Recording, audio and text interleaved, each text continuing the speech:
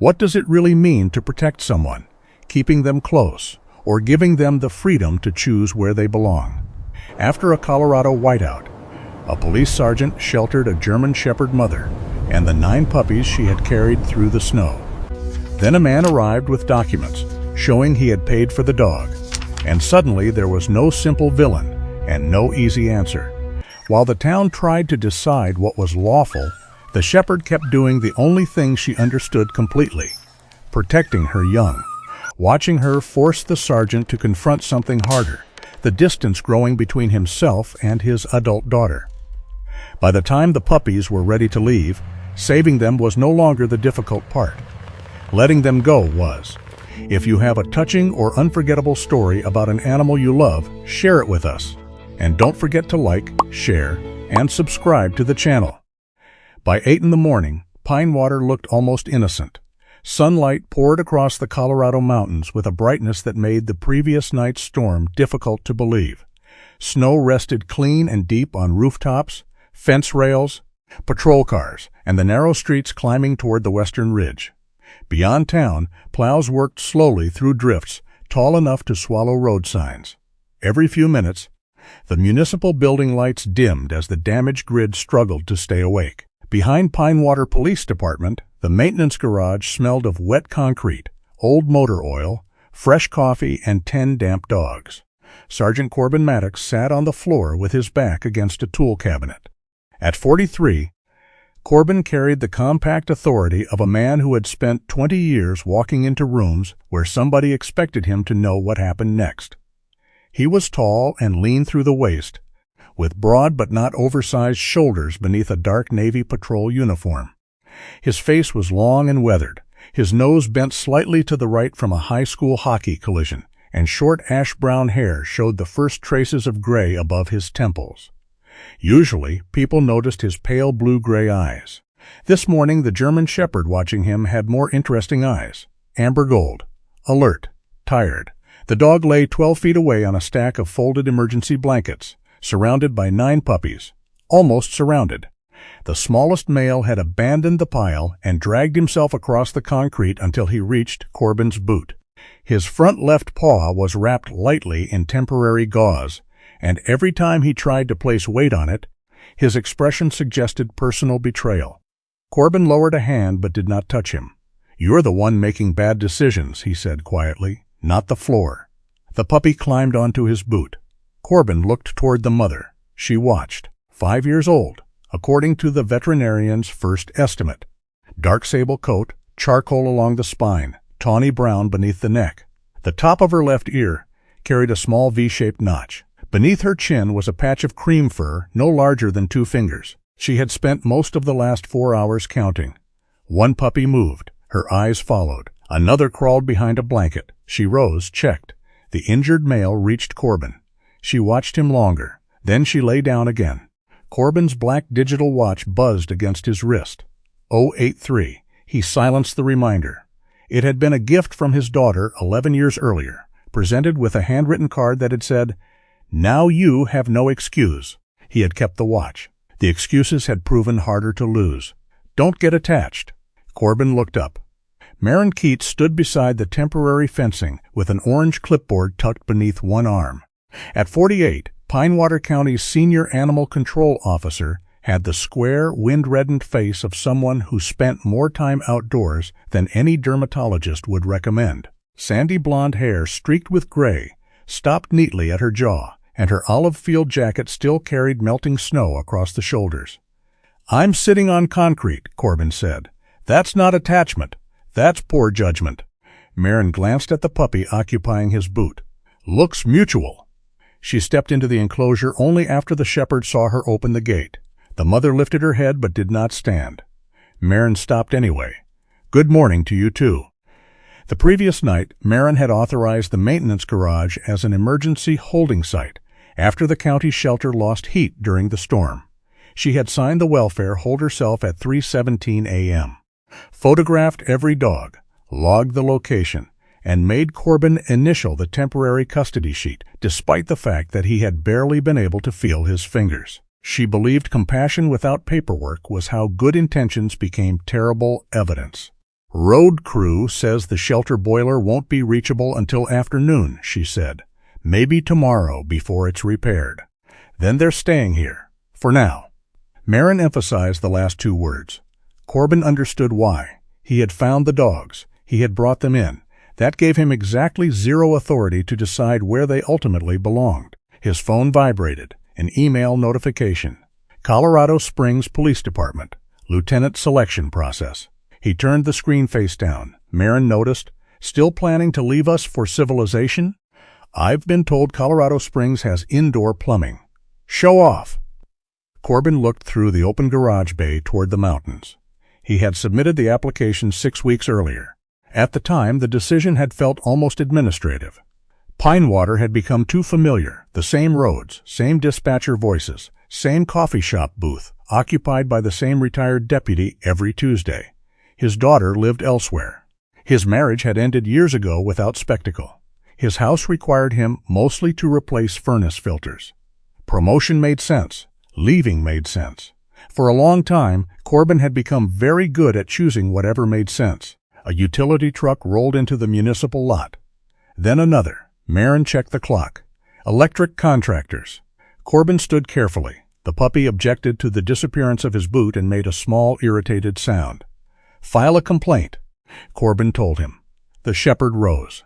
Her body tightened when Corbin moved toward the garage opening, but she stayed with the puppies. 3 technicians climbed from the first truck carrying meters, cable reels, and insulated tool cases. The passenger door of the second truck opened. Corbin stopped. A woman stepped down onto the packed snow wearing charcoal field pants, waterproof boots, and a muted teal work jacket zipped to the throat. Chestnut hair was tied low behind her head. A silver mechanical pencil sat behind one ear. Paige Maddox looked toward the garage, then toward her father.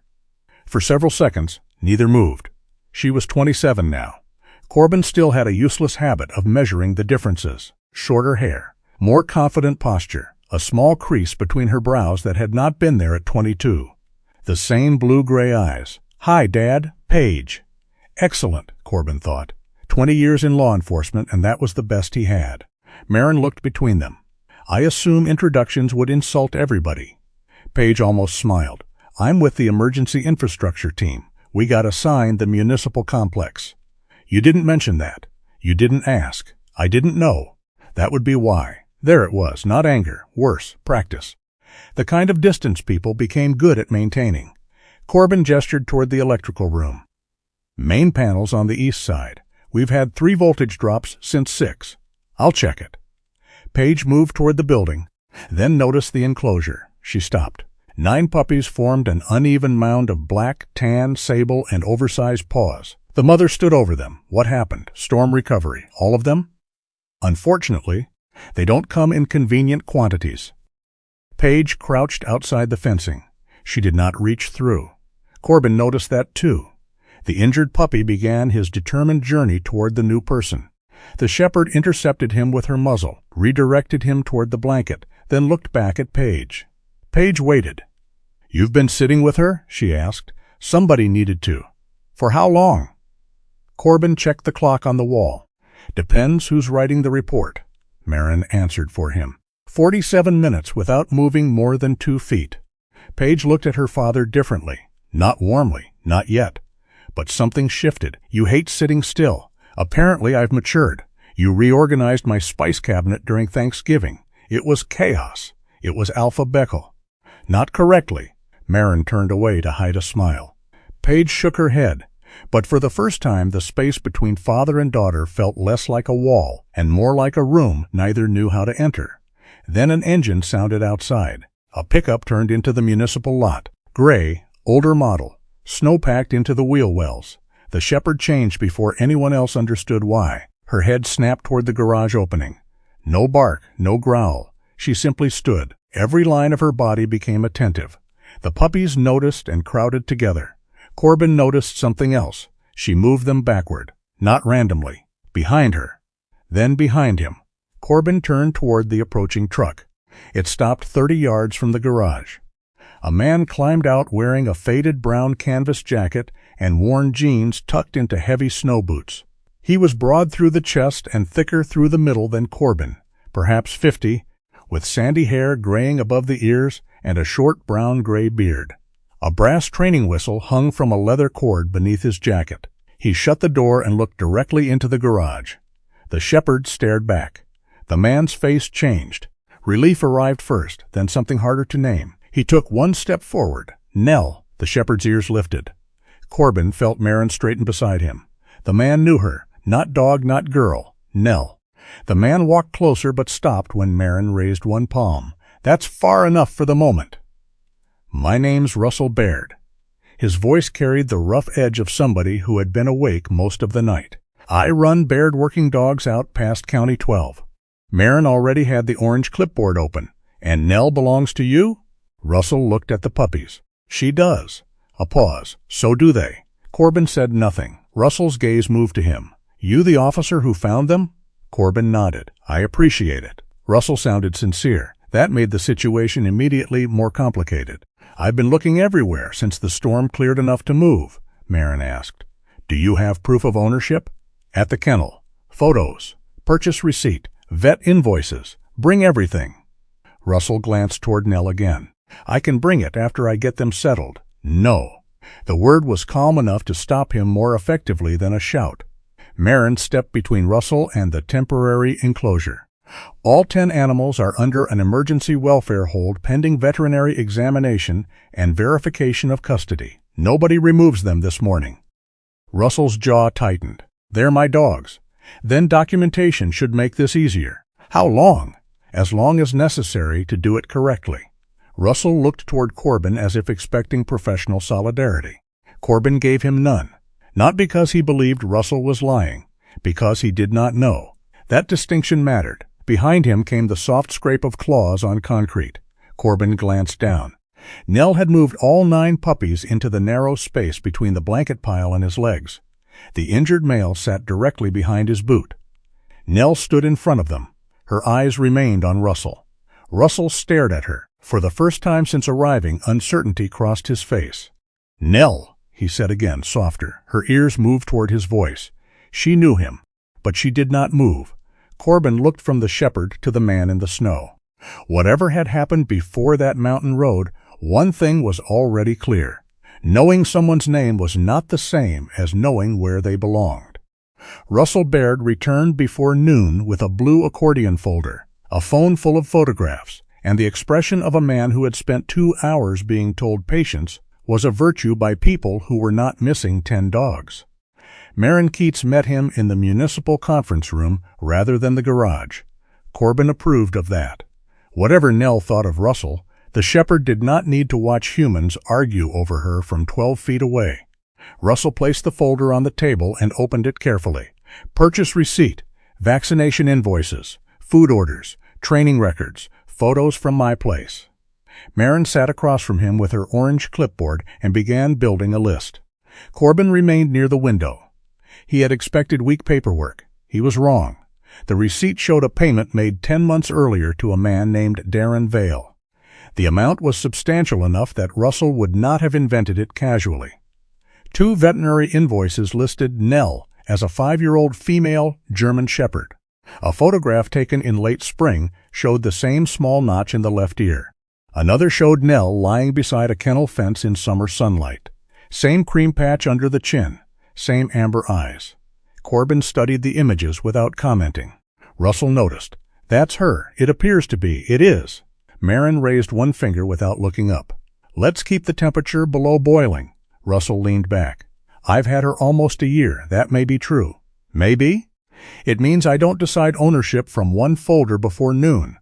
Russell rubbed both hands over his face. He looked less angry than tired now. I came in here expecting to pick up my dog, and instead you found a county welfare hold. I understand that part. Good. What I don't understand is why a police sergeant is standing in the corner like he's deciding whether I deserve her. Corbin met his eyes. I'm deciding nothing. Russell gave a short, humorless laugh. She's hiding behind you. That's behavior, not paperwork. For several seconds neither man spoke. Then Marin tapped the receipt. Who is Darren Vale? Dog broker. Working dogs mostly. Some ranch dogs, some security dogs. Where is he? Russell hesitated. Last I knew, Wyoming. Phone number? I have one. Good. We'll call him. Russell's mouth tightened again. This is getting ridiculous. No, Marin said. This is getting documented. That ended the argument. Across the building, Paige Maddox was kneeling in front of an electrical panel with a voltmeter in one hand and her silver mechanical pencil clenched between her teeth. One of the municipal maintenance workers held a flashlight over her shoulder. The Western Circuit dropped around 10:40 last night, he said. Maybe earlier. Maybe doesn't help me. Storm doesn't leave receipts. Sometimes it does. Paige removed the pencil and wrote a timestamp on the inspection sheet. The damaged transformer had produced several brief voltage collapses before the full interruption. To determine whether the municipal backup system had responded correctly, she needed an exact timeline from equipment that had stayed powered independently. Police vehicle cameras qualified. 10 minutes later, Paige stood beside Corbin in the evidence review room. "You need my cruiser footage?" he asked. The patrol unit was running when the grid dropped. Camera timestamps should tell me whether your dash system saw the municipal lights go down. Corbin entered the request number.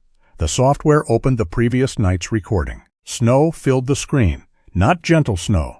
A moving wall of white sliced sideways through the patrol headlights as Corbin's SUV crawled along County Road 18. Paige stopped writing. The footage showed nothing dramatic at first. Dashboard. Wipers. Reflective road markers appearing and disappearing. Corbin's voice over the radio. Unit 12. I'm at the north closure. Visibility under 50 yards. Dispatch answered through static. Copy. Plow 7 is 20 minutes south of you. Then Corbin slowed. Paige leaned closer. Something appeared at the far edge of the headlights. A dog. Nell stepped into the road carrying a puppy. For the first time, Paige saw what her father had seen. The shepherd looked thinner in the storm than she did now. Snow clung to the sable fur along her shoulders. Her head was lowered under the weight of the puppy, hanging gently from her mouth. Behind her came movement. One puppy, then 3, then 6, then all 8. They did not march neatly. They stumbled, stopped, caught up. One disappeared into the snow for several seconds before reappearing beside its mother. The body cam activated when Corbin opened the cruiser door. Wind exploded through the microphone. Dispatch. I need Plow 7 to hold south traffic completely. Animal recovery in the roadway. How many? Corbin's camera shifted, counting. He did not run toward them. Instead, the video showed him opening the rear passenger door, taking out 2 thermal blankets, then placing them on the snow several yards apart. Paige watched her father kneel. The puppies huddled around Nell. Corbin turned slightly sideways, making himself smaller, easy. His recorded voice sounded different from the one Paige knew. Lower, patient. He moved one blanket a foot closer, stopped, waited. The smallest puppy slipped from Nell's mouth onto the blanket. She immediately bent to check him. Corbin did not touch either one. You had gloves, Paige said quietly. Corbin glanced at her. Yes, you weren't wearing them. Needed better grip. On the screen, Corbin used his bare fingers to unfold the second blanket. Paige returned her attention to the video. The recovery took longer than she expected. There was no heroic rush, no dramatic grab. Mostly waiting. Corbin guided one puppy toward the open cruiser, using the blanket like a low wall. Nell followed 3 steps, then stopped. The puppy climbed in. Corbin said 1. A second came. 2. Then 3. A snowplow's amber lights appeared far down the road, holding position as requested. 4. 5. One puppy tried to crawl beneath the cruiser. Corbin lowered himself almost flat to the snow, reached beneath the chassis, then withdrew his hand before touching the pup. He changed position, waited. The puppy came out on its own. 6. Paige stopped the playback. Why didn't you just pull it out? Because it was scared. You could have reached it, could have made it go farther under. She stared at him for a moment, then restarted the video. 7. 8. The injured male remained with Nell. Corbin moved the blanket beneath him, slowly enough that the dog could watch every inch.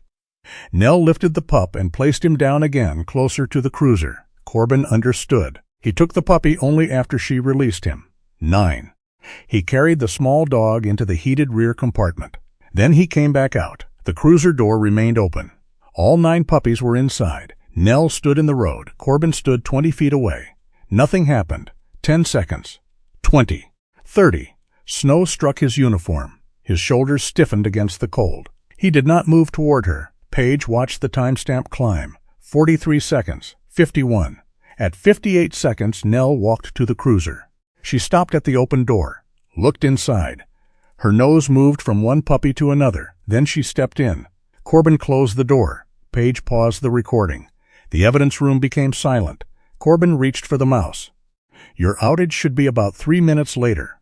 Municipal lights are visible through the rear camera. Paige did not move. Almost a minute. Corbin looked at her. What? You stood there almost a minute. She wasn't ready. That's not what I mean. He knew that. Paige folded her arms. You waited because she wasn't ready. Corbin's eyes shifted toward the frozen image on the monitor. Nell halfway inside the cruiser. I couldn't force her. Paige gave one small nod. Then she said, You can wait for a frightened dog. Why couldn't you ever wait for me? The question landed without volume. That made it worse. Corbin looked down at the black digital watch on his wrist. For years, whenever Paige had been angry, he had tried to solve the visible problem. Tuition, car trouble, a landlord dispute, a furnace that stopped working during her sophomore year. He had treated every difficult conversation like a call for service. Identify problem, reduce risk, restore order. He had never considered that sometimes the disorder was the conversation. I don't know, he said. Paige's expression changed slightly. She had expected a defense. He gave her none.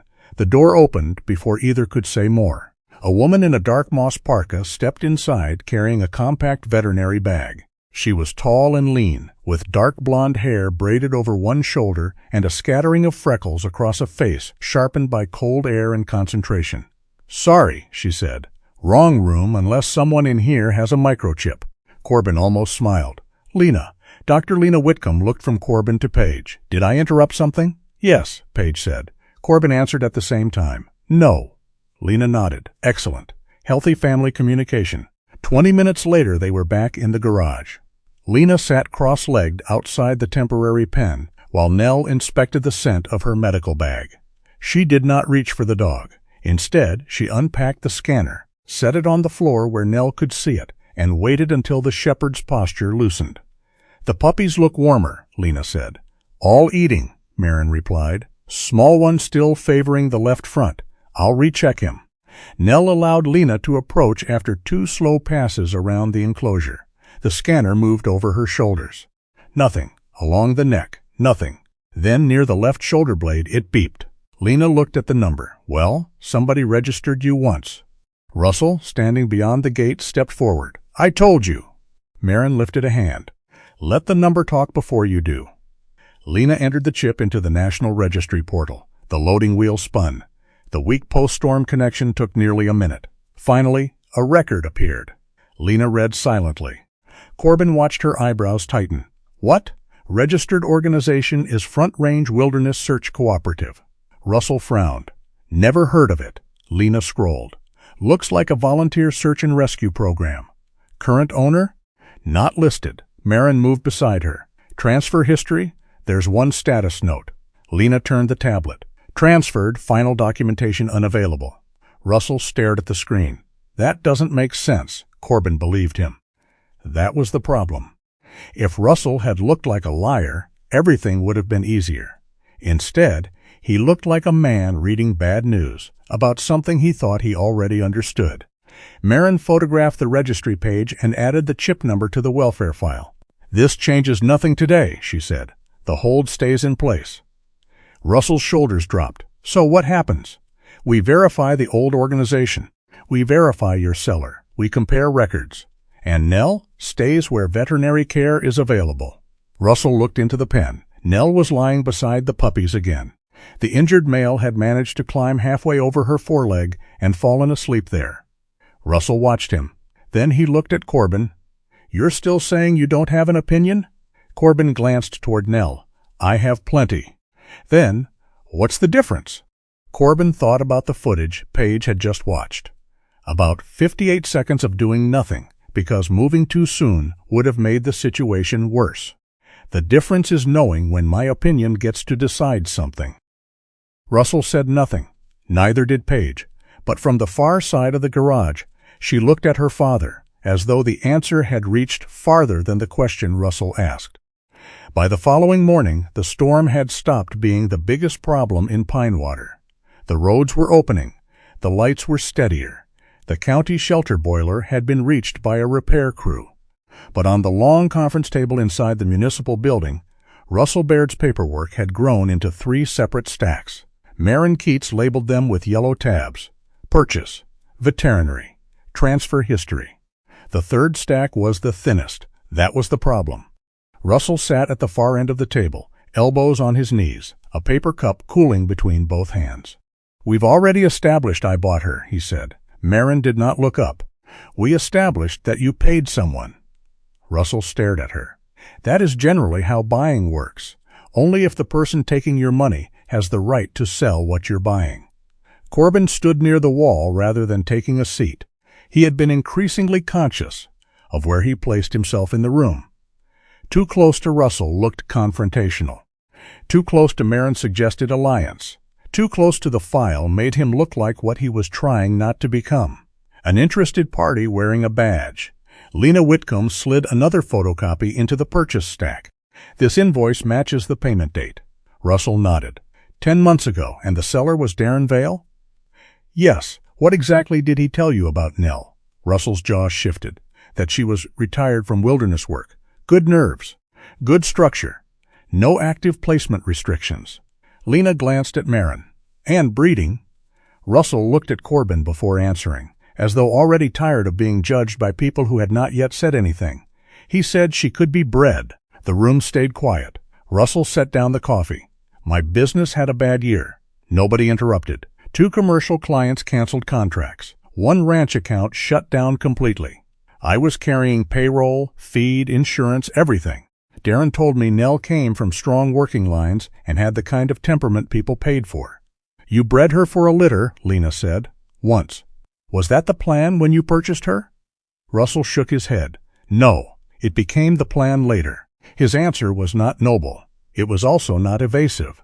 That made it more useful. Maren tapped her pen against the receipt. "Did Darren provide release papers from the old rescue program?" "He gave me transfer papers from the kennel he got her from." "Not the same thing. I know that now." Corbin heard the sentence settle. "Not I didn't know. I know that now. There was responsibility in the difference. But not innocence." Lena's phone buzzed on the table. She checked the screen. "Billings number." Maren pointed toward the speaker button. "Take it," Lena answered. "Dr. Whitcomb." A woman's voice came through, clear despite the distance. "This is Eloise Mercer. You left me 3 messages about a shepherd named Nell." Lena straightened. "Thank you for calling. Before we go anywhere, tell me whether the notch is still in her left ear." Russell looked up. Corbin did too. Lena replied, "Small V-shaped notch at the tip. And a cream mark under the chin?" "Yes." A breath sounded on the other end. "Then that's her." Maren pulled her clipboard closer. "Miss Mercer, I'm Maren Keats with Pinewater County Animal Control. Can you tell us your connection to Nell?" There was a pause. "Trainer." The word came without ceremony. "I worked wilderness search with Front Range Cooperative for 14 years. Nell came to me at 18 months. Eloise's voice had the clipped steadiness of someone accustomed to making facts fit inside bad weather. Lena asked whether she still had records. "I have too many records." A faint rustle of paper came through the speaker. "Training logs. Medical clearance, placement notes, some board minutes. I kept copies after the cooperative dissolved because I didn't trust the storage unit where the originals were going." Maren looked at Corbin. For the first time that morning, something resembling progress entered the room. "Do those files show a final transfer?" "No." The progress disappeared. Eloise continued. "They show intent, not completion." "What intent?" "Nell was supposed to go into a non-breeding retirement placement." Russell shifted in his chair. Eloise heard it. "Who's there?" "Current claimant," Maren said. Russell leaned toward the table. "My name is Russell Baird. I bought her 10 months ago." "I don't know you. That doesn't mean I didn't buy her." "No," Eloise said. "It means I don't know you." There was no hostility in the answer, just a boundary. Russell sat back. Lena asked, "Was Nell spayed?" "No. Why not?" "Medical timing first. Then the program collapsed before the follow-up placement was finalized. So the non-breeding intention was contractual." In the placement draft, yes. Binding after multiple transfers? I can't tell you that. Marin nodded as if Eloise could see her. Good. Russell looked confused. Good, Marin replied. People who say what they don't know save everybody time. Eloise gave a dry little laugh. I trained search dogs. Pretending certainty usually got someone wet, lost, or both. That was the first moment Corbin liked her. Not because she was helping Nell, because she did not dramatize what she knew. Lena asked about Nell's working history. There was a longer silence this time. She wasn't the fastest dog I handled, Eloise said.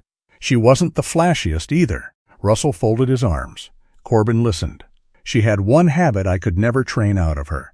After a search, she wouldn't settle until she'd checked every member of the team. Checked how? Lena asked. Nose to hand, sometimes knee, sometimes just line of sight. 5 people on the ridge, she'd count 5. 7 at base, she'd count 7. If somebody stepped away, she'd go find them. Corbin thought of the garage.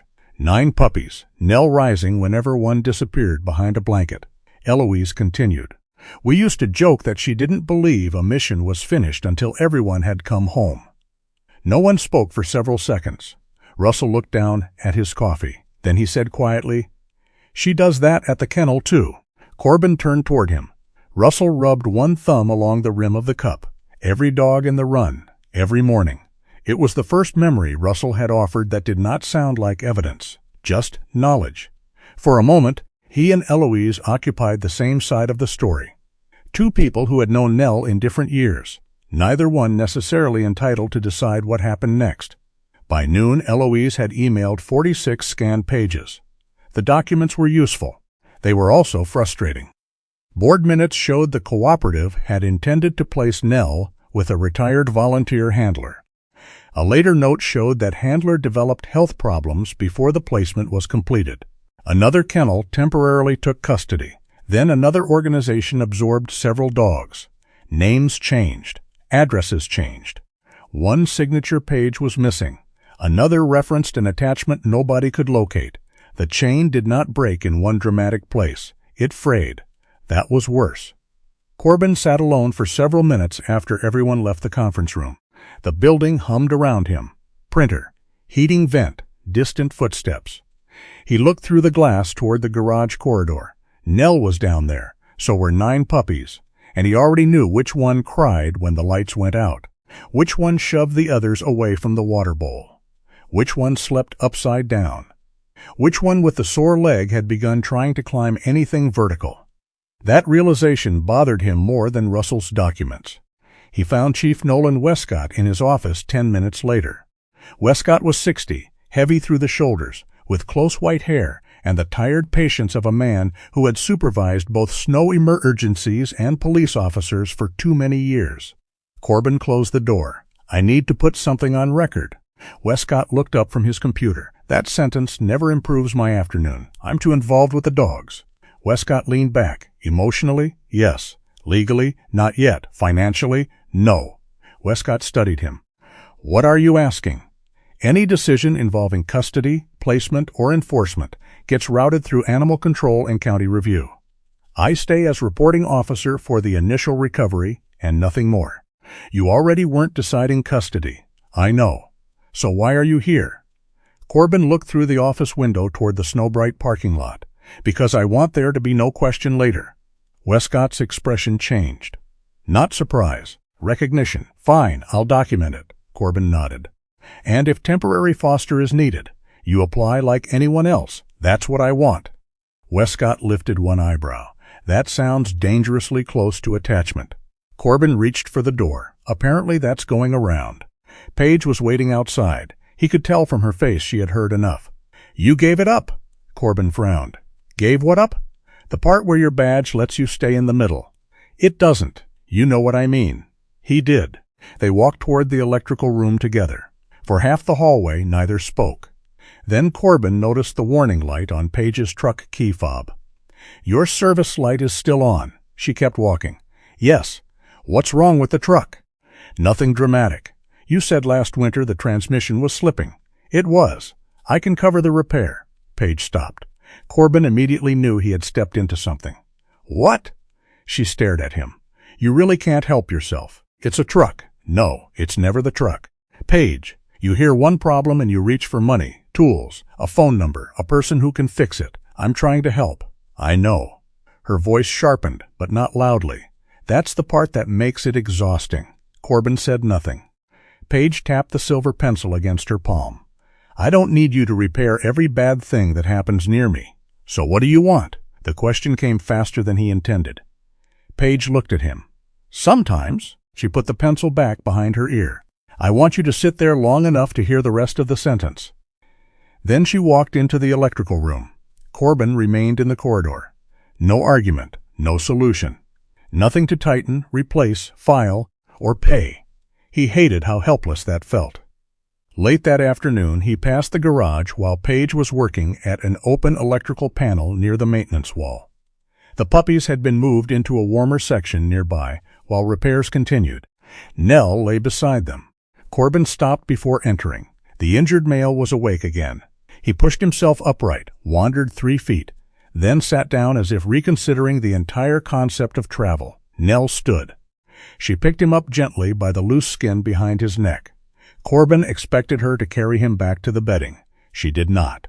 Instead, Nell walked across the temporary enclosure toward Paige. Paige looked down when the shepherd approached. Nell placed the puppy beside her boot. Then she lay down several feet away. Paige lowered herself onto the floor. She did not call Nell closer. She did not make a joke. She simply rested one hand beside the puppy until he leaned against it. After a while, she touched the soft fur between his ears. Corbin watched from the doorway. He almost said something. Asked about the repair. Asked whether she needed dinner. Asked whether the truck shop in town could look at her transmission. 3 useful questions lined up immediately. He let all 3 go. Paige looked up and saw him. Corbin stayed where he was. For once, neither of them tried to fix the silence. The temperature started falling before lunch. By 3 in the afternoon, Pine Water's blue sky had turned the hard, colorless shade that usually meant trouble was already on its way. Corbin noticed it first in the parking lot. The exhaust from the municipal trucks no longer drifted upward. It flattened and moved east in thin white ribbons. Then the lights inside the police garage flickered. Once. Twice. The 3rd time, they stayed dim. Paige was already moving before anybody said her name.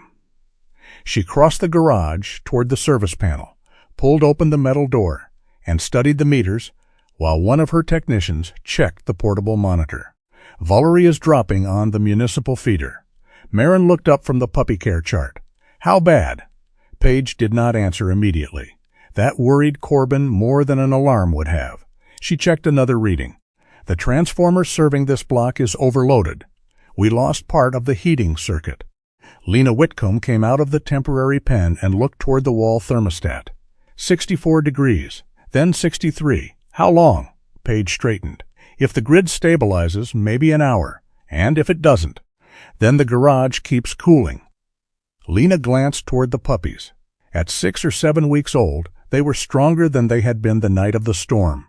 Stronger did not mean ready for a Colorado cold front in a concrete building losing heat by the minute. Marin was already on the radio. County Dispatch, Animal Control 1. I need emergency relocation options within Pine Water proper. Heated structure, vehicle access, enough floor space for 10 dogs, preferably separate from public traffic. Corbin looked at Paige. Generator? Not enough for this building. We have the municipal backup. It runs dispatch, server room, emergency lighting, and selected circuits. Not the garage heaters. What about portable units? On this circuit? Bad idea. The answer came without irritation. Professional. Direct. Corbin nodded. That was what he needed from her. Not reassurance. Information. A dispatcher replied over Marin's radio. St. Andrews Community Hall says they can clear the west room. Reverend Keller is opening the side entrance. Marin looked at Corbin. Route? 3 blocks. Maples plowed. 5th is passable if nobody parks stupid. Then make sure nobody parks stupid. Corbin almost smiled. Finally, a task suited to my training. Within 10 minutes, the garage stopped feeling like a shelter and started feeling like a loading dock. Lena prepared transport crates and labeled each with a temporary number. Paige's team ran a protected power line at St. Andrews for medical equipment and supplemental heat. Marin assigned 2 volunteers to bedding, 1 to food, and one to paperwork. Corbin moved outside to coordinate vehicle access. The temperature dropped another 4 degrees. By the time the first crate reached the doorway, the wind had begun pushing loose snow across the lot. Corbin heard the diesel engine before he saw the trailer. A dark pickup turned through the municipal gate, pulling a low-insulated transport trailer with vents along the roof and a small exhaust pipe right near the rear. Russell Baird climbed out. Corbin's shoulders tightened automatically. Russell shut the truck door and walked toward him. "I heard the municipal heat went down." "From who? Does it matter?" "It usually does." Russell glanced past him toward the garage. "I've got an insulated transport unit, separate diesel heater, 8 kennels inside, 2 fold-down partitions. I use it for winter client transport." Corbin looked at the trailer, then at Russell. "You're still under review." "I know. You're not taking Nell anywhere." "I didn't say I was." Corbin said nothing. Russell's voice hardened. "You need warm transport. I have warm transport." Marin stepped outside behind them. She had apparently heard enough. "He has what we need." Corbin kept his eyes on Russell. "We have city vehicles, without heated kennel compartments. We can move them in stages, in falling temperatures." Corbin looked at Marin. She folded her arms. "Tonight the problem is temperature, not your pride." Russell gave no sign that he enjoyed the comment. That helped. Corbin stepped aside. "Trailer stays under county supervision." Russell nodded. "Fine. Marin controls loading." "Fine. You don't remove any dog from the transfer route." Russell's jaw worked once. "Fine." Corbin pointed toward the west side of the lot. "Back it there." Russell turned without another word. The trailer heater was already running when Marin opened the rear doors. Warm air rolled into the cold. Inside, the kennels were clean. Not new, not luxurious. Clean. Rubber mats covered the floor. Folded blankets were strapped to a side compartment. Water bowls locked into kennel doors. Lena ran one hand along the wall. "This will work." Corbin hated that she was right. Not because he wanted Russell to fail, because accepting the help made the situation harder to divide into clean categories. Russell noticed Nell through the garage opening. For once, he did not call her. He simply stood near the trailer, while Marin and Lena loaded the first 2 puppies. The injured male went third. He had improved enough to walk several steps at a time, though he still treated the wrapped paw as an inconvenience designed personally against him. Russell watched him. "That one always the difficult one?"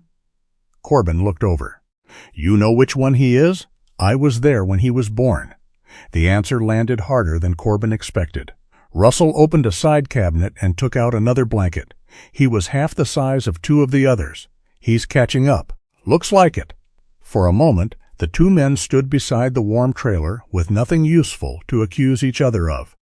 Then Nell came through the garage door. Marin had clipped a simple black rescue harness around her chest for the transfer. Snow gathered across her sable back. Russell lowered his eyes rather than staring directly at her. Nell noticed him. Her ears moved. She stopped. Corbin watched carefully. Russell did not step forward. Nell turned toward the trailer and followed the crate containing her puppies. That decision belonged to her. Corbin was beginning to understand how often that mattered. The 4th crate went in, then the 5th. Paige crossed the lot carrying a cable reel with one of her technicians. "Community hall is ready. Heat? Backup line stable. Indoor temperature 71. Good." She started toward the utility truck. Corbin caught himself before asking whether she had gloves. She was wearing gloves. His mind simply liked questions with fixable answers. A sharp metallic bang came from behind the trailer. Everyone turned. One of the folding crate doors had bounced against its latch while being repositioned. A sable puppy slipped through the opening. For 1 second, the puppy stood beneath the trailer as though equally surprised by its success. Then it ran. Not far, but far enough, across the plowed lane, into fresh snow. "Hold traffic," Corbin shouted. The nearby vehicles stopped. He moved. Lena caught his sleeve. "Wait. The puppy's loose. I can see that." Nell had already seen it too. She pulled once against the lead in Marin's hand. Marin released slack. Nell moved into the lot. The puppy had reached the edge of the shoveled area and was now belly-deep in powder. A volunteer started toward it. Lena raised one hand. "No one crowd him." The puppy turned. "Too many people. Too much movement." His ears flattened. He pushed farther into the snow.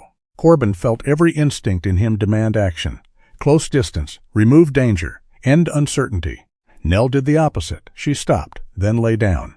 20 feet from the puppy. Snow touched her belly. Wind lifted the fur along her shoulders. She did nothing.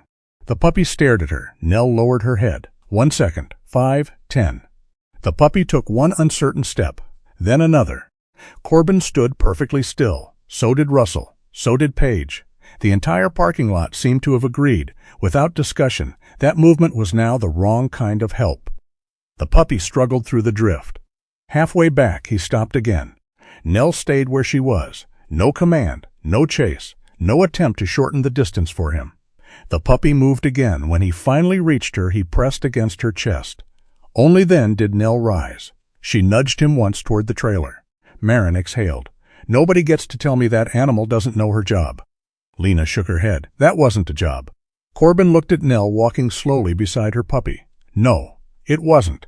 That was why it stayed with him. For years, he had believed being a father meant reducing the distance between Paige and every possible problem.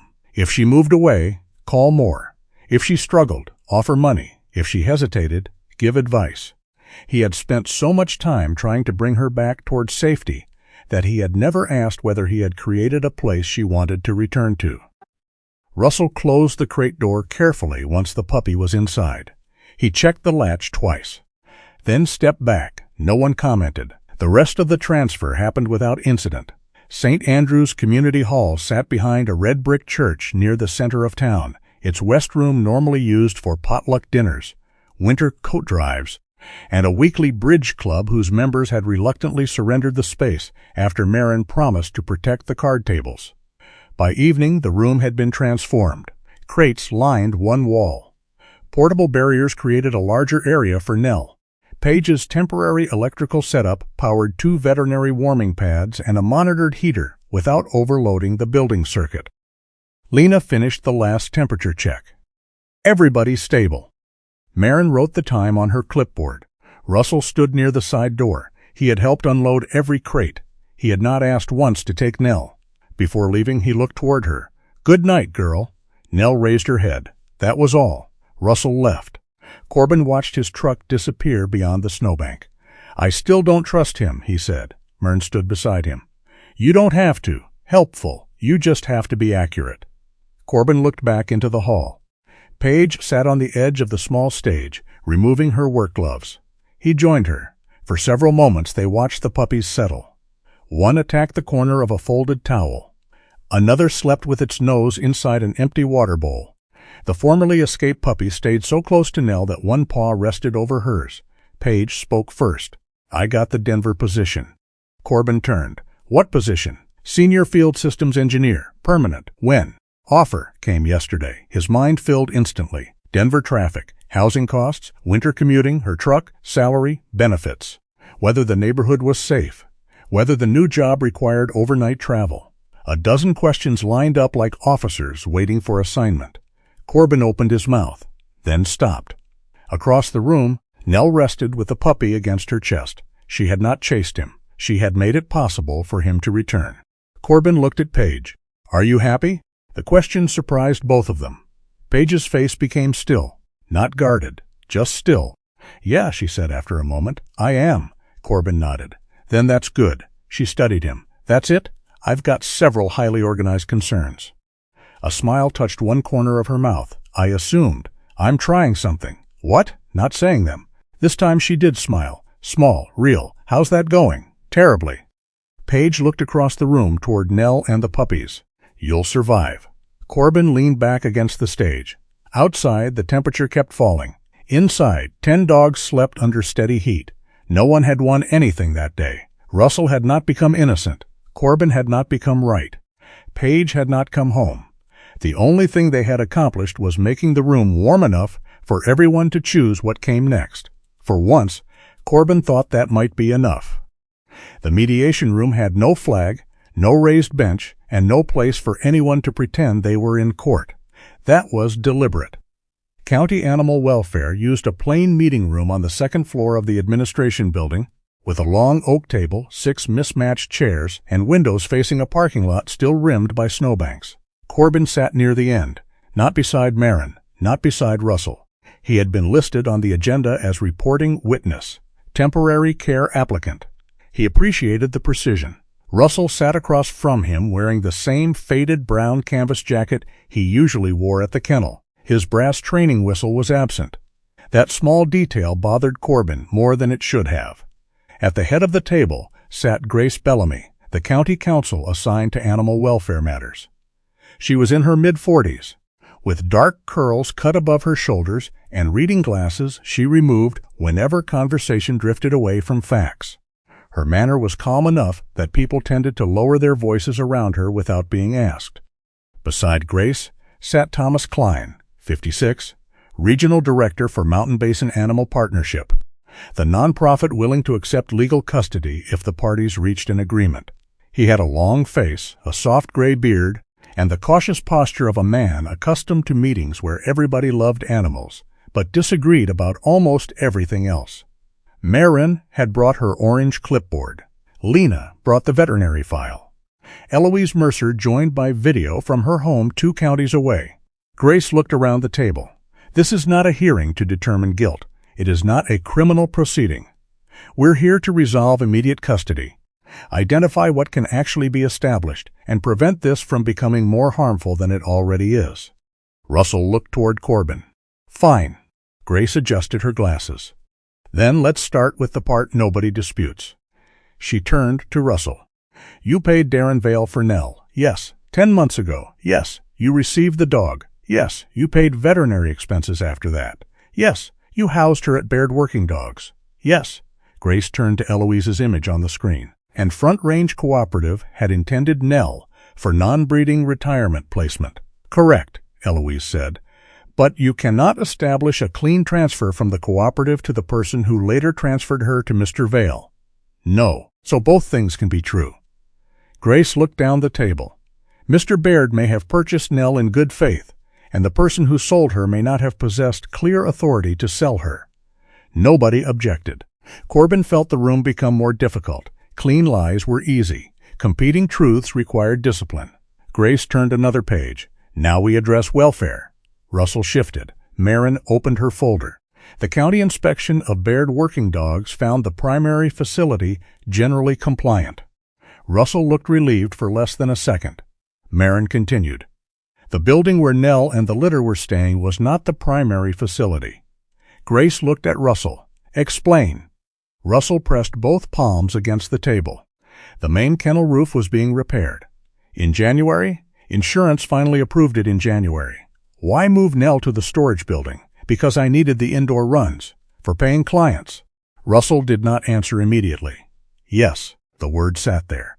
Corbin did not look away. Russell noticed. You think I don't know how that sounds? Corbin replied. I haven't said anything. No, you're good at that. Grace held up one hand. Mr. Baird. Russell exhaled and leaned back. The storage building had power. It had portable heat. I checked it twice a day. Nell had bedding, food, water. The pups had an enclosed whelping area. Lena spoke for the first time. Was there backup heat? No. Temperature alarm? No. Remote camera? Russell shook his head. Why not? Because I was short on money. Silence again. He looked at Lena. That's the answer. Not a good one. The real one. Grace turned to Marin. What did your inspection find after the storm? Building was structurally intact, except for an exterior latch that had failed. Heating unit was off. Snow had blown through the outer access corridor. No evidence the dogs had been deliberately deprived of food or water. Russell looked toward Corbin again. There, Marin continued, but the facility was not suitable for a nursing dog and 9 young puppies during severe winter weather. Russell's face tightened. There. The word sounded different when Marin returned it to him. Grace removed her glasses. When did you discover they were missing? Russell stared at the table. About 4:30 in the afternoon. Corbin looked up. He had found Nell after 9 that night. Grace asked, when did you contact Animal Control? Russell did not answer. Marin did. 9:23 the next morning. Thomas Klein shifted slightly in his chair. Lena's expression hardened. Grace kept her voice level. More than 16 hours. Storm was bad. So? I went looking myself. Where? County 12. The South Access Road, 2 ranch turnoffs. Did you notify law enforcement? No. Animal Control? No. County roads? No. Russell looked down. I thought I'd find them. Grace waited. The room did too. Russell finally said, and I didn't want animal control in that building. No one moved. The admission arrived without drama. That made it heavier. Marin asked, because the lease prohibited animals? Yes. And because the litter hadn't been reported under your commercial kennel file. Russell stared at her. Yes. Grace folded her hands. So your delay was not only weather. No. What was it? Russell's eyes moved toward the window. Outside, sunlight reflected off a snowbank. Embarrassment, he swallowed. And money. Corbin felt something in his chest loosen, though not in relief. Russell continued before anyone could respond. If I reported 10 missing dogs from a storage unit that wasn't supposed to have dogs, I figured the county would inspect everything. I already had roof repairs. 2 clients behind on invoices. Payroll due. He looked toward Lena. I told myself I had a few hours before it mattered. Lena said quietly, it mattered immediately. Russell nodded. I know. No defense. No anger. Just that. Grace let the silence remain long enough for him to hear himself. Then she asked, if you had reported them at 4:30, could county crews have searched sooner? Marin answered. Possibly. We had plows moving through that sector until about 7. Russell closed his eyes briefly. Corbin thought of Nell in the road. 1 puppy in her mouth, 8 behind her. Russell opened his eyes again. If I'd called when I knew, maybe she wouldn't have had to walk that far. Nobody softened the sentence for him. They shouldn't. Eloise spoke from the monitor. We failed her too. Russell looked toward the screen. Eloise's face seemed older in the flat video light. When Front Range closed, we moved too fast. 8 dogs, 3 foster programs, donated transport, people losing jobs. We treated placement paperwork like something we could clean up later. Grace asked, did anyone knowingly transfer Nell for commercial breeding? Not that I can establish. Did anyone create enough documentation to prevent this? No. Eloise looked directly into her camera. We assumed decent people would keep talking to each other. Marin said, paperwork exists for the day decent people stop talking. Eloise gave a tired smile. Yes, I learned that. Thomas Klein opened the nonprofit packet. So we have a dog purchased in apparent good faith, from an unclear chain of title, an old organization that failed to complete transfer records, a current claimant who provided care but made an unsafe housing decision and delayed reporting, and 9 puppies whose immediate welfare cannot wait for a civil ownership case. Grace nodded. That's the problem. Thomas looked at Russell.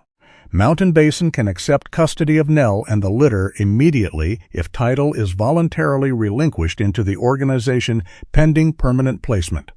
Russell's posture changed. Meaning I give them up. Meaning you stop asking 10 animals to wait while adults untangle paperwork. Russell looked toward Corbin. You'd like that. Corbin shook his head. This isn't about what I'd like. Russell almost laughed. That's becoming your favorite sentence.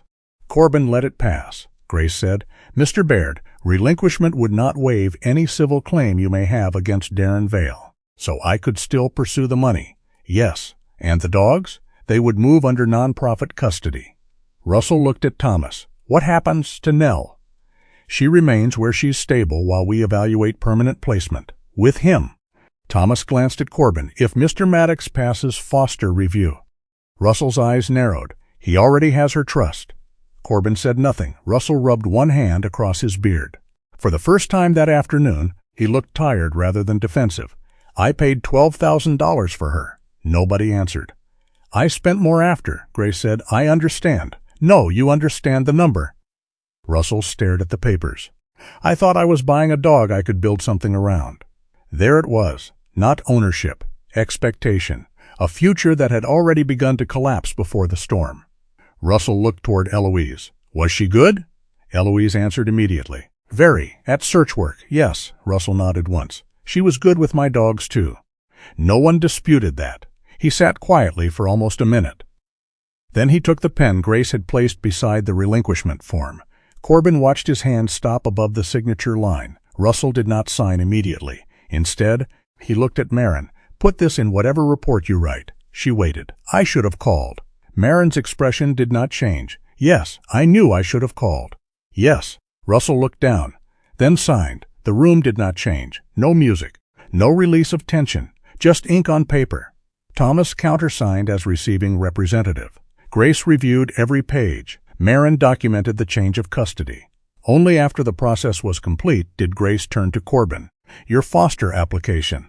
Corbin straightened. Thomas opened another folder. Home inspection completed this morning. Fencing acceptable. Work schedule reviewed. Backup care listed through animal control. Veterinary access confirmed. Russell looked almost amused. You inspected the cop? Maren replied, especially the cop. Corbin appreciated that. Thomas slid a document across the table. Temporary foster custody only. The nonprofit retains legal custody. You cannot transfer Nell, breed her, make medical decisions beyond the foster agreement, or represent her as your property. Corbin read every line, then signed. Russell watched him. Congratulations. Corbin looked up. No. Russell frowned. Corbin closed the folder. I didn't win anything. For once, Russell did not argue. That evening, Corbin returned to St. Andrew's Community Hall with the foster paperwork clipped beneath his arm. Nell lifted her head when he entered. 9 puppies were scattered around her like toys dropped by an impatient child.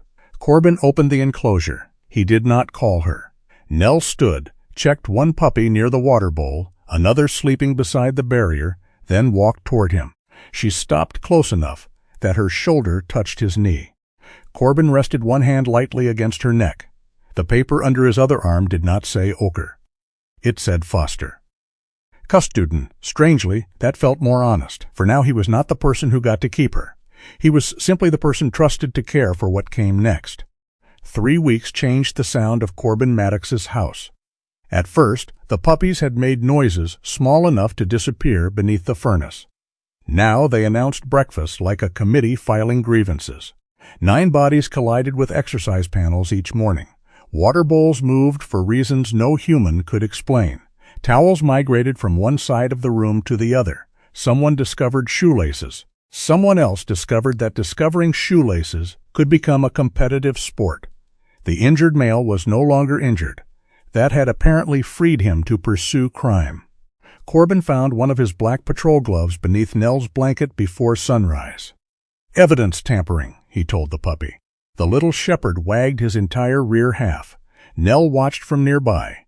Dark sable coat bright, where winter sunlight crossed the floor. She had gained weight.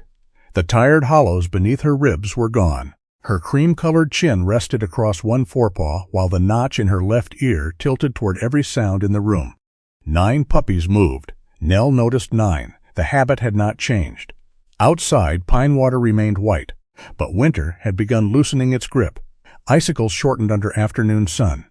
Roof edges dripped. Snowbanks along Main Street collapsed into gray, glittering slopes.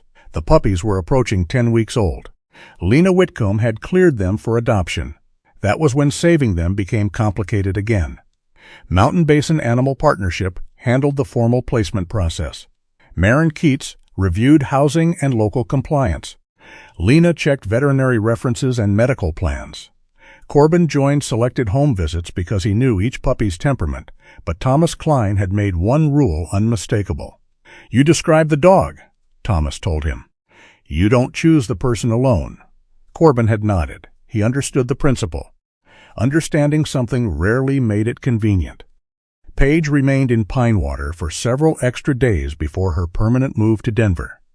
Her original electrical assignment had ended, but Thomas discovered she could turn the nonprofit's mixture of paper forms, email attachments, and handwritten notes into something resembling a system. So Paige built an adoption database at Corbin's kitchen table. Application status, fencing, veterinary references, household schedule, other animals, training experience. Corbin looked over her shoulder. You added colors. Visibility matters. He stared at her. Paige glanced up. What? Nothing. You color code police files. Professionally. This is professional. Your purple is aggressive. Paige laughed. The sound still surprised him sometimes.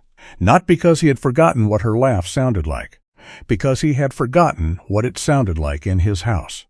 The first adoption meeting involved 2 brothers who had been nearly inseparable since the storm. If one slept, the other climbed on top of him. If one wandered away, the other followed. Separating them during feeding had produced such dramatic complaints that Lena eventually wrote, strong bonded behavior in both files. A retired couple named Warren and Dee Halbrook drove down from a property outside Salida. Warren had spent 30 years repairing municipal water systems and spoke to dogs with the same calm tone he probably once used with broken valves. Dee had raised 2 shepherd mixes and arrived carrying photographs of their fenced acreage rather than promises. Nell approached Warren first. She sniffed his hand, then sat. Corbin saw Thomas notice. Nobody wrote it down. The home evaluation had already shown secure fencing, stable finances, veterinary history, and realistic expectations about raising 2 young dogs at once. Nell's approval was comforting. It was not evidence. The brothers left together. Nell walked beside their crate to the vehicle. She inspected one puppy, then the other. Warren closed the door. The SUV moved down Corbin's driveway. Nell stayed at the edge of the cleared path until it disappeared. Then she went back inside. 7 puppies remained. She checked 7. Corbin expected distress. Instead, Nell drank water and lay beside the pen. "Better than me," Corbin murmured. Paige, standing behind him, heard.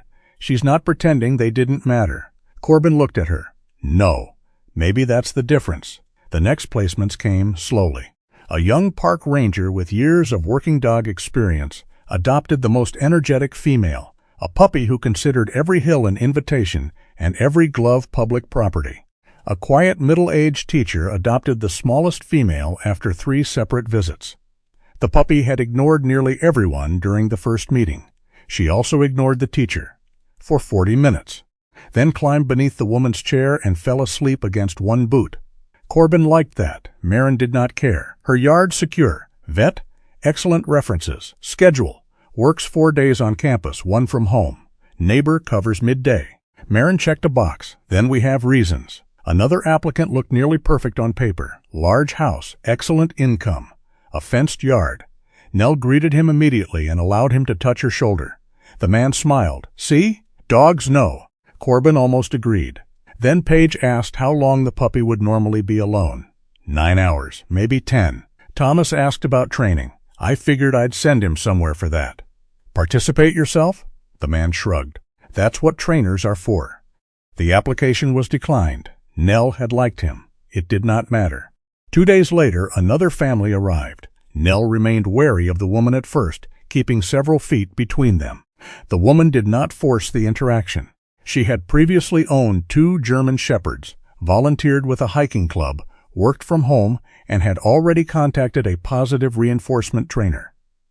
By the end of the visit, Nell finally approached and sniffed her coat. That application was approved. Corbin understood the lesson. A dog's reaction could tell them something. It could not tell them everything. 5 puppies became 3. The house became quieter in stages. The change was stranger than silence arriving all at once. 3 bowls instead of 5. Fewer paws at the kitchen gate. 1 unused blanket folded on a shelf. Nell continued her ritual with every departure. Crate, puppy, new owner, vehicle. Watch, return, count. She never stopped caring. She simply accepted that the number could change. The final 3 included the former escape artist, a broad-faced female who loved people, and the male who had once crossed a frozen road in Nell's mouth. The escape artist went first. Marin personally inspected the adopter's fence twice. Why twice? Corbin asked. Because I've met the dog. That left 2. The broad-faced female joined a family outside Fort Collins with an older, calm shepherd and 2 adults whose work schedules alternated. Then there was one. Corbin had stopped calling him the injured one weeks earlier. At some point, Paige had started calling him Patch, because the pale wrap around his leg during those first days had made him easy to identify. The wrap was long gone. The name remained. Patch followed Corbin everywhere. Bathroom door, mudroom, kitchen, front porch. If Corbin left his patrol jacket on a chair, Patch slept beneath it. If Corbin removed his gloves, Patch stole one. Once, Corbin returned from a night shift and found the puppy asleep with his nose pressed against Corbin's black wristwatch, where Corbin had left it on the bedside table. That was when keeping Patch stopped being an abstract possibility. Corbin knew exactly where a dog bed could go. He knew which section of fence needed reinforcing. He knew Lena's feeding recommendation. He had already looked up obedience classes. He had done everything except admit what the planning meant. Then Thomas called, "We have an application near Denver." Corbin stared out the kitchen window. Plenty of applications. This one is strong. Define strong. Married couple, no children at home, previous shepherd experience, fenced property, one works remotely. Their last German shepherd lived to 14. Vet records are excellent. Corbin said nothing. Thomas continued, "They're 40 minutes from Paige's new place." That should not have mattered. It did. The home visit happened Saturday. Martin and Claire Donnelly lived outside Golden in a modest cedar-sided house where the backyard opened toward foothills rather than subdivision fences. Martin was 58, soft-spoken and broad-handed, with the unhurried movements of a cabinet maker. Claire, 55, managed medical billing from a home office and had already placed a washable dog mat beside her desk. Their old shepherd's collar still hung on a hook in the mudroom, not displayed like a shrine, simply left where it had always belonged. Corbin saw it. Claire noticed him seeing it. His name was Jasper. How long? 14 years. You ready for another? Claire looked through the window at Patch investigating a snow shovel. No. Corbin turned toward her. She smiled faintly. "I don't think ready means the old dog stops mattering. I think it means there's room for a new one to matter differently." Corbin had no response prepared for that, which was becoming a recurring condition. Patch spent an hour with them. Martin did not constantly call him. Claire did not feed him treats to manufacture affection. They let him explore. Eventually, Patch stole one of Martin's work gloves from a bench. Martin watched the puppy run across the room. "That was my good glove." Corbin folded his arms. "There's your first compatibility test." Martin laughed and followed without hurry. By every meaningful measure, the Donnellys were right. That was the problem. Back in Pinewater, Corbin stood at his kitchen counter with the placement authorization in front of him. Paige leaned against the opposite cabinet. "You can tell Thomas you want to apply for him." "I know. You'd probably be approved." "I know. Then why haven't you?" Corbin looked toward the living room. Patch was pulling gently on one end of a rope toy. Nell held the other. "I keep finding reasons he'd do well here." Paige waited. Corbin looked at the adoption papers. "And none of them are reasons he'd do poorly there." She did not tell him what to do. He appreciated that too. The departure happened 2 mornings later. Claire placed Patch's familiar blanket inside the travel crate. Martin signed the final forms. Lena gave them medical records. Thomas reviewed the post-adoption check schedule. Nell approached Patch. She sniffed his face, his ears, his chest, then the paw that had once been wrapped. Patch licked her muzzle. Nell stepped back. Corbin crouched. Patch climbed against his knee and immediately grabbed one glove from Corbin's coat pocket. Corbin laughed despite himself. "You couldn't leave me one?" He gently took it back, then returned it. "Fine." Martin opened the crate. Patch entered after a moment and turned around. Corbin closed the door. That was harder than he expected. The Donnellys drove away. Nell stood beside him until the vehicle disappeared beyond the cottonwoods. Then she went inside. The pen was empty. She walked through it once, sniffed the blankets, checked the water bowl, looked behind the low barrier. There was nobody left to count. Corbin sat on the floor beside the empty pen. Nell came over. She did not rest her head on him. He did not call her closer. After a while, she simply lay down beside his leg. Corbin stayed. He did not tell her the puppies were better off. He did not explain adoption. He did not promise that sadness would pass. He had finally learned that some moments became smaller when people tried too hard to improve them. That afternoon, Paige packed the last 2 boxes into her truck. Corbin carried one to the tailgate. "Careful with that," she said. "Kitchen stuff." "I know. You wrote fragile on 4 sides. Visibility matters." Paige smiled. He closed the tailgate. Denver waited several hours south. Her new job started Monday. Corbin felt the old questions lining up again. When would she return? What weekends was she free? How often would she call? He let them go. "When would you like me to come down?" Paige looked at him, not startled this time, just considering. "Next month." Corbin nodded. "Tell me the weekend." "I will." She climbed into the truck. Nell sat beside Corbin on the driveway. Paige lowered the window. "Don't let her reorganize your spice cabinet." Corbin looked down at Nell. "No promises." Paige drove away. Corbin did not follow the truck with his eyes until it disappeared. He watched only long enough to know she had reached the road safely. Then he turned toward the house. Nell turned with him. 9 puppies were gone. Paige was going too.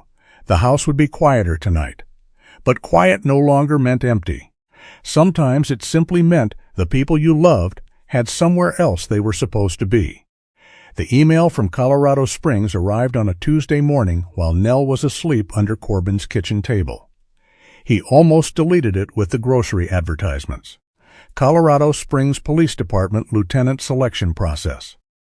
Final interview. Corbin stood with one hand around a coffee mug and read the message twice. 6 weeks earlier, he would have called it good news without qualification.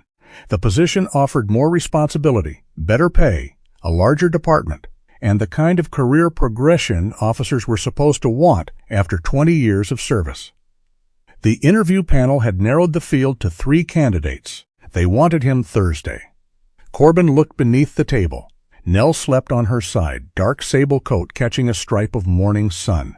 Without 9 puppies around her, she seemed physically smaller, not weaker, simply no longer expanded by responsibility. Her left ear twitched. Corbin closed the email. He did not answer. At work, Chief Nolan Westcott was less patient. "You've checked that message 4 times. Corbin looked up from his desk. "Are you monitoring my computer?" "I'm monitoring your face." "That sounds like a policy violation." Westcott leaned against the doorframe. "You wanted that job. I applied for it. Usually indicates interest." Corbin returned to the report in front of him. Westcott stayed. "You think I'm going to tell you to stay?" "No." "Good, because I'm not." Corbin glanced at him. Westcott shrugged. "Pinewater survived before you. It'll survive after you. If Colorado Springs is what you want, go." That should have simplified things. It did not. After his shift, Corbin called Paige. Not because something had broken. That still felt unusual enough that he noticed it. She answered on the 4th ring. "Everything okay?" The question made him smile. "Why does everyone assume something's wrong when I call?" Paige was quiet. "Do you really want me to answer that?" "Fair." He heard traffic somewhere behind her. She had been in Denver less than 2 weeks and was still living among half-open boxes. "I got the final interview. For lieutenant? Thursday." "That's good." "It is." She waited. Corbin walked to the kitchen window. Nell was outside investigating a patch of snow that had apparently become suspicious since breakfast. "I haven't accepted the interview yet." "Why?" He could have given her a list. The house. Nell. His co-workers. The foster program Marin had started discussing. Instead, he said, "I'm trying to figure out whether I still want the reason I applied." Paige did not answer immediately. That was new, too. She was giving him the things she had asked him to learn. Time. Finally, she said, "Don't stay because of me." "I know. I mean it. Denver isn't another country." "I know. And don't stay because you think Nell needs you specifically." Corbin watched the shepherd step off the porch, circle once, and lie in the sun. "She probably disagrees. She'd survive." "Harsh. She survived a mountain road with 9 puppies. Your ego will recover." Corbin smiled. Then Paige's voice softened. "If you want the promotion, Dad, take the interview. And if I don't, then don't." Simple, almost offensively simple. After the call, Corbin opened the original application he'd submitted weeks before the storm. One question asked, "Why are you seeking transfer?" His answer had been professional. Expanded leadership responsibilities, broader operational experience, opportunity to serve a larger community. All true, none complete. He remembered the evening he had written it. Empty house, microwave dinner, no plans for the weekend. Paige had not called in 11 days. Corbin had decided Pinewater was too small. Now he understood what he had actually meant. His life had become too small. Those were not the same problem. He had spent years measuring his usefulness by emergency. A stranded driver, a domestic argument, a missing hiker, an accident on an icy road. When somebody needed him urgently, Corbin knew exactly who to be. It was the ordinary hours that had defeated him. Dinner with his daughter, calling without a reason, sitting beside someone whose problem had no solution, a dog asleep under a table while nothing happened. Corbin opened a new email. He thanked the selection panel, then withdrew his application. His finger rested above send longer than he expected. He pressed it. No revelation followed, no sudden certainty, only the small discomfort of closing a door he had once wanted open. Corbin found that reassuring. Real decisions rarely came with music. 3 days later, Thomas Klein arrived at Corbin's house carrying a thin folder from Mountain Basin Animal Partnership. Maren came with him because, as she explained, "I enjoy paperwork that ends with fewer temporary forms." Lena arrived 10 minutes late, carrying coffee. Nell greeted all three at the door. She inspected Thomas, Maren, Lena, then looked toward Corbin. 4. Satisfied, she walked into the living room.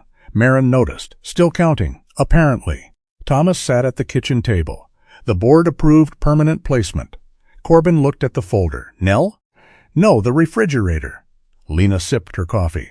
He's nervous. Be kind. Thomas slid the adoption agreement across the table. Corbin read it carefully.